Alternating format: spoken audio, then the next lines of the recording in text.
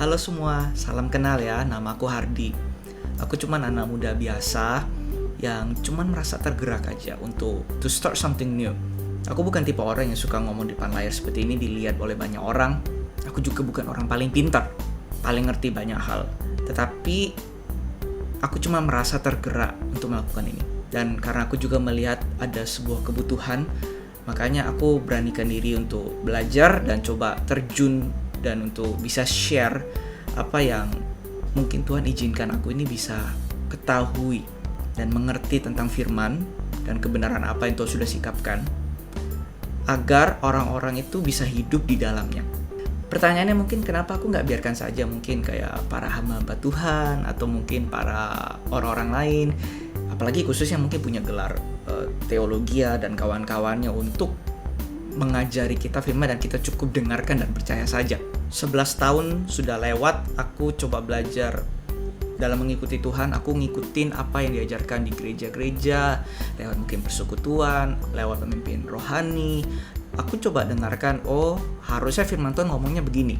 Tapi ketika aku ambil waktu lebih dan tenaga dan konsentrasi perhatianku untuk coba mengerti firman Tuhan lebih dalam, aku temukan bahwa tidak semua, tetapi beberapa bagian yang cukup penting yang diajarkan itu tidak tepat. Firman Tuhan gak ngomong demikian. Jadi oleh karena itu aku melihat kebutuhan untuk mengerti apa yang firman Tuhan katakan for real, bukan versiku atau versi siapa, tapi beneran apa yang firman Tuhan katakan. Aku pengen menemukannya, menggalinya, mengerti, menghidupinya, dan aku juga terbeban untuk memberitakannya, mengajarkannya kepada orang lain. That's why we are here today.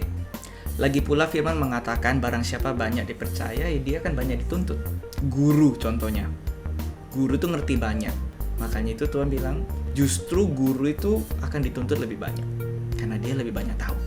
Firman juga bilang, aku ini bersalah loh kalau misalnya aku ini tahu apa yang baik, tapi aku nggak melakukannya. Aku tahu aku harusnya ini bagikan kebenaran itu kepada orang, tapi aku simpan untuk diriku sendiri. Aku bersalah di mata Tuhan. So, makanya itu aku beranikan diri untuk maju dan coba melakukan ini. Karena aku punya tanggung jawab di hadapan Tuhan. Dan kalau siapapun yang melihat ini, kalau kalian merasa bahwa kalian punya kerinduan yang sama, kalian berada di channel yang tepat. Aku mungkin bukan seorang expert, tetapi aku punya kerinduan yang nyata. Firman Tuhan itu harus dengan murni diajarkan, tanpa ada embel-embel denominasi tertentu atau preferensi tertentu. Seobjektif mungkin kita belajar mengerti firman Tuhan apa adanya. Itu kerinduanku. Karena toh firman Tuhan juga ngomong bahwa kita ini mesti berpikir seperti Kristus. Filipi 4 ayat 8. Jadi akhirnya saudara-saudara, semua yang benar, semua yang mulia, semua yang adil, semua yang suci, semua yang manis, semua yang sedap didengar, semua yang disebut kebajikan dan patut dipuji, pikirkanlah semuanya itu. Firman Tuhan ini punya banyak sekali arti ya, dan mungkin one day kalau Tuhan izinkan kita bisa bahas ayat ini lebih detail lagi, kita bedah. Tetapi secara general aja, firman Tuhan di ayat ini nih ngomong soal apa? Soal kita ini bisa mungkin kita ini berpikir seperti apa yang firman Tuhan katakan di sini. Semua yang adil, murni, mulia dan kawan-kawannya. Pertanyaannya begini. Gimana caranya kita memikirkan semua hal yang luar biasa ini kalau kita bahkan nggak mengerti standarnya itu apa? Semua yang mulia. By which standard are we talking about? Semua yang baik, semua yang suci. Standar sucinya tentu seperti apa? Kita nggak mungkin bisa berpikir seperti itu unless kita ini mengerti. Oh, standar kesucian Tuhan itu begini. Artinya apa? Artinya kita harus mengerti apa yang firman Tuhan katakan. Hence, this ministry exists for that particular reason. Agar kita ini dapat berpikir seperti Kristus.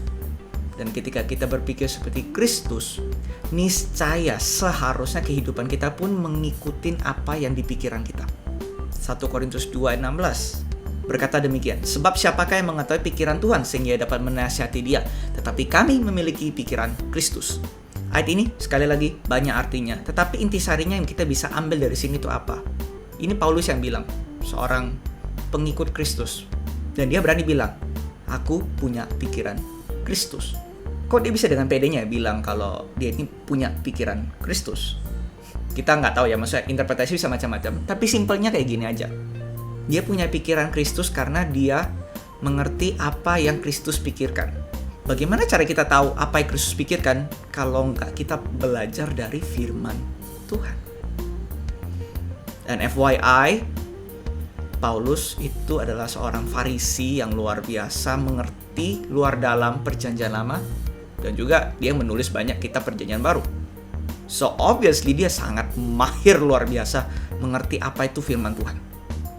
Nggak heran dia bilang dia punya pikiran Kristus, karena dia ngerti.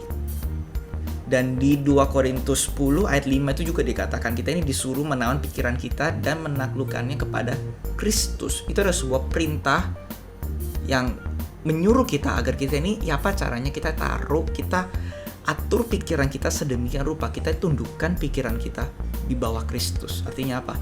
Pikirannya kita mikirnya apa, mikirnya itu, atau kita punya cara pikir sendiri. Ya apa caranya itu? Kita harus taruh di bawah kaki Kristus. Kita harus nunduk dengan apa yang Tuhan katakan di dalam firman. Suka nggak suka. 1 Petrus 4 ayat 1 itu juga menarik. Karena itu ngomong soal barang siapa yang sudah mengalami penderitaan badani, ya sudah berhenti berbuat dosa. Wah, itu juga dalam sekali, kita nggak bahas hari ini. Tetapi sebelum itu menarik, itu dibilang, ya apa kita ini mesti mempersenjatai diri kita demikian. Seperti yang ditulis dalam konteks ayat firman Tuhan itu. Dengan kita belajar firman, sadar nggak sadar, kita itu mempersenjatai diri kita ini, khususnya pikiran kita, itu dengan firman. Itu penting sekali. Dan firman Tuhan menyuruh kita demikian, untuk memikirkan sesuatu yang apa yang firman Tuhan katakan. Dan 1 Petrus 3 ayat 15. Tetapi kuduskanlah Kristus di dalam hatimu sebagai Tuhan, dan siap sedialah pada segala waktu untuk memberi pertanggungjawaban kepada setiap orang yang meminta pertanggungjawab dari kamu tentang pengharapan yang ada padamu. Tetapi haruslah dengan lemah lembut dan hormat. Ini ayatnya bisa diartikan juga berapa bagian, tapi khusus salah satunya Pak, ini ngomong soal apologetika juga. Soal ketika ada orang yang bertanya kepada kita, kenapa kau percaya Yesus? Kenapa kamu kok melakukan ini? Kenapa kok kamu ngambil keputusan begitu? Kenapa kamu memandang Yesus, memandang dunia demikian? Nah, di situ diharapkan kita ini sebagai anak Tuhan, kita itu dapat memberi pertanggungjawaban kita kepada dunia dan pada orang-orang yang bertanya, khususnya yang mencari tahu kebenaran. Hey, kenapa kamu percaya demikian? Kita nggak bilang, karena aku disuruh percaya demikian, makanya aku percaya. Aku harap kita bukan golongan orang seperti itu, karena bukan itu yang firman Tuhan katakan, agar kita ini hidupin. Asal percaya saja, tanpa mengerti alasannya kenapa. Demikianlah, Tuhan izinkan aku bisa ada di sini untuk memulai sebuah pelayanan ini. I'm not here to tell you what is right, but how do I get the conclusion that I will share to you. Jadi kalian akan mengerti step by stepnya. Dari mana aku dapat sebuah konklusi, sebuah poin, sebuah interpretasi. Karena kalau misalnya itu benar, puji Tuhan. Artinya semua orang bisa ngerti, oh alasannya poin itu ada, alasannya interpretasi itu ada. Karena penjelasan ini dan itu, jelas semuanya itu. Ada dasarnya kita percaya. Tetapi kalau misalnya aku salah dalam memberikan poin, penjelasan, dan bahkan interpretasi, minimal mungkin ada orang yang mungkin ketika melihat itu dan merasakan ada yang ganjal, mereka bisa memberitahu aku secara privat ataupun lewat publik. Kalau hey, poinmu yang ini dan itu kayaknya kok salah ya. Jadi inilah sebuah hal yang sehat. Kalau benar puji Tuhan, kalau salah puji Tuhan, aku bisa memperbaiki dan bisa lebih baik lagi. Jadi ini semua ini adalah ayat-ayat yang mengatakan kita ini mesti berpikir seperti Kristus. Dan jika kita ingin berpikir seperti Kristus, kita harus mengerti apa yang firman Tuhan katakan. That's why we are here today. Untuk belajar sama-sama, Bible study bareng, bahas topik-topik tertentu, statement-statement tertentu.